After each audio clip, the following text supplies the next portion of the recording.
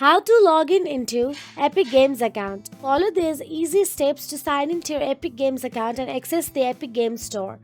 So, on desktop, open any web browser and visit Epic Games website.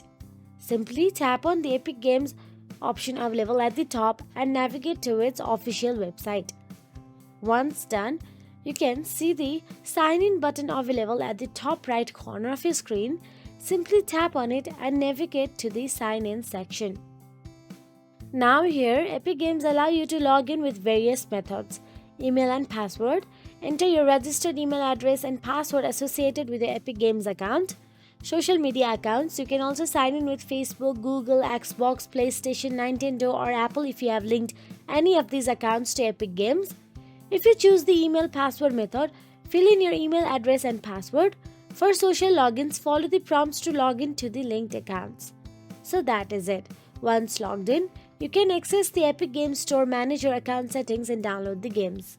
So that is it. If you found this video helpful, please like, share and subscribe, and thank you so much for watching.